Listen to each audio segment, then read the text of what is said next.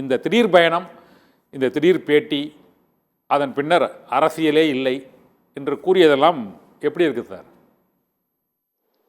இல்லை, நீங்கள் துவக்கத்தில் வந்து பாஜக அதிமுக யார் வலையில் யார் விழுந்தார்கள், ஆமாம், அதை ஒட்டி நேற்று தமிழ்நாட்டின் எதிர்க்கட்சி தலைவர் அதிமுகவின் பொதுச் செயலாளர் எடப்பாடி பாஜகவின் தேசிய தலைவர்களில் முதன்மையானவர் உள்துறை அமைச்சர் அமித்ஷாவை நேற்று தலைநகர் டெல்லியில் சந்தித்திருக்கிறார்.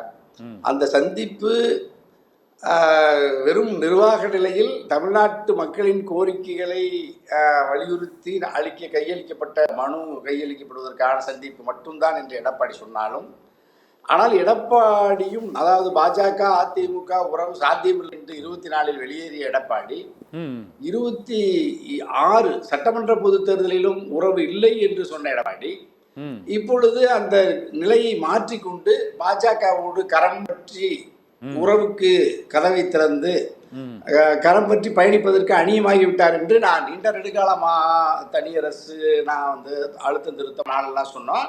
பாஜகவை எதிர்க்கிற ஆற்றல் ஒரு கருத்தியல் கோட்பாட்டு நிலையில் எடப்பாடி பாஜகவோடு முரண்படவில்லை. பாஜகவோடு எந்த இடத்தில் அதிமுக உறவை அல்லது எடப்பாடி துண்டித்துக் கொண்டார் என்றால், வெறும் அண்ணாமலையினுடைய தனிப்பட்ட கருத்தின் மீதும் அந்த தனிப்பட்ட தலைமையின் மீதும் அவர் முரண்பட்டு உறவை துண்டித்துக் கொண்டார் அல்லாமல், டெல்லி தலைமையின் மீதான விமர்சனத்தையோ பாஜகவின் மக்கள் விரோத சட்டங்களை அல்லது திட்டங்களை எதிர்த்தோ எடப்பாடி கூட்டணியை முறித்துக் கொள்ளவோ அல்லது அவர்களின் உறவை துண்டித்துக் கொள்ளவோ இல்லவே இல்லை. இன்னும் சொல்ல போனால் அவர் 2024 இந்த இடத்துல ஒரு கேள்வி, இப்போ அண்மை காலமாக பார்த்தால் இந்த தொகுதி மறுசீரமைப்பாக இருக்கட்டும், இந்த மும்மொழி கொள்கையாக இருக்கட்டும், இதில் பாரதிய ஜனதா கட்சியின் திட்டங்கள் கொள்கைகளை எடப்பாடி பழனிசாமியும் எதிர்த்திருக்கிறார், அதிமுகவும் எதிர்த்து இந்த அனைத்து கட்சி கூட்டத்தில் பங்கேற்றிருக்கிறது. ஒட்டுமொத்தமாக பாஜகவை எதிர்க்கவே இல்லை என்று கூறுவது சரியா சார்? இல்லையா, ஒரு தமிழ்நாட்டில் இருக்கிற பாஜகவை தவிர அனைத்து கட்சிகளுமே நாடாளுமன்ற தொகுதிகளுக்கான மறுசீரமைப்பை தமிழ்நாட்டிற்கு பாதிப்பு இல்லாமல் 1971 மக்கள் தொகை கணக்கெடுப்பின்படி விகிதாச்சார அடிப்படையில் இருந்த அதே பிரதிநிதித்துவம் பராமரிக்கப்பட வேண்டும் என்று வலியுறுத்துகிற அந்த அனைத்து கட்சி கூட்டத்தில், அதாவது பாஜக தவிர்த்த அனைத்து கட்சியும் ஒரு நிலைப்பாட்டை எடுத்திருக்கிறது. அந்த நிலைப்பாட்டை அதிமுகவும் ஒரு இயக்கமாக, ஒரு கட்சியாக அங்கீகரித்திருக்கிறது, ஆதரிக்கிறது. அவ்வளவுதான், அதுக்கு மேல ஒன்றும் இல்லை.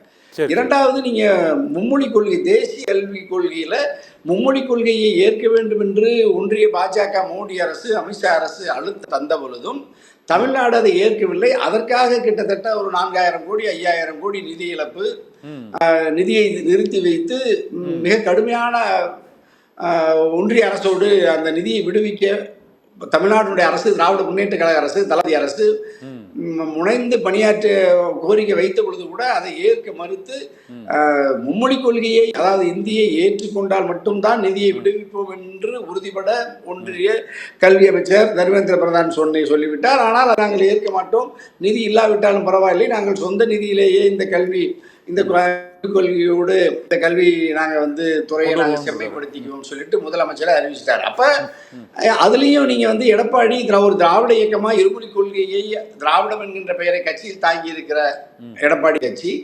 அண்ணாவை பெயரில் தாங்கி இருக்கிற எடப்பாடி இருமொழி கொள்கைக்கு எதிராக அவர் வெளிப்படையாக செயல்பட முடியாது. அதனால ஏனைய கட்சிகளினுடைய அந்த முடிவுக்கு எடப்பாடி எதிர்ப்பு தெரிவிக்க முடியல. ஆதரிக்கிறதாக சொன்ன ஒரு வார்த்தையை தவிர வேறு எதுவும் இல்லை. அதே மாதிரி நீங்கள் வந்து ஆமாம், அப்புறம் நீங்கள் இப்போ நம்ம மேகதாது, காவிரி உரிமை, முல்லை பெரியாறு, இது வந்து வழக்கமான நம்முடைய தமிழ்நாட்டினுடைய நலன் சார்ந்த கோரிக்கைகள். அது மத்திய அரசு தொடர்புடைய சிக்கல்களில் பொதுவான கோரிக்கையை உள்துறை அமைச்சரை சந்தித்து இப்போ வலியுறுத்தி இருக்கிறதா எடப்பாடி சொல்றார்.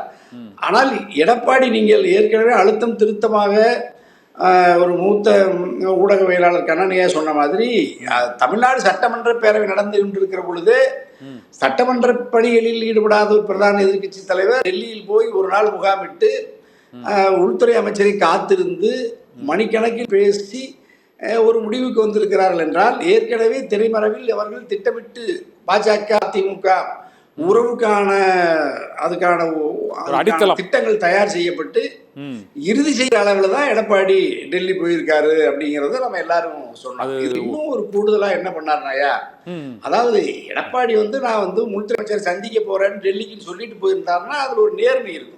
ஆமா. ஆனா நீங்க கிளம்பி போகணும் பொழுதும் ரகசியமா போறது, ஆமா. அப்புறம் அங்கே போய் விமான நிலையத்துல நான் அப்படியெல்லாம் எதுக்காக உங்கள வெறும் அலுவலகத்தை பார்க்கறதுக்காக வந்தேன்னு சொல்றது, அதற்கு பிறகு யாருக்கும் சொல்லாமலேயே இரவோடு இரவா போய் நீங்க மணிக்கணக்கில் ஒரு ரகசியமா திருட்டுத்தனமா நீங்க போய் சந்திக்கிறதுங்கிறதெல்லாம் ஒரு இவ்வளவு பெரிய ஒரு அதிமுக கட்சியின் பொதுச் செயலாளராக, தமிழ்நாட்டின் எதிர்க்கட்சி தலைவராக ஒரு நேர்மையற்ற நிலையில ஒரு உள்துறை அமைச்சரை போய் இந்த மக்கள் நலன்களுக்காகத்தான் நான் சந்திக்கிறேன் என்றால் நீங்க கிளம்பும் போதே இந்த பிரச்சனையை சொல்லிட்டு போலாம்ல. முன்னரே விமான நிலையத்துல முன்னரே அறிவித்துட்டு அதுதான் ஒரு நேர்மையற்ற நிலையில தான் இப்ப நீங்க இந்த எடப்பாடியுடைய செயல்பாடு இருக்கு.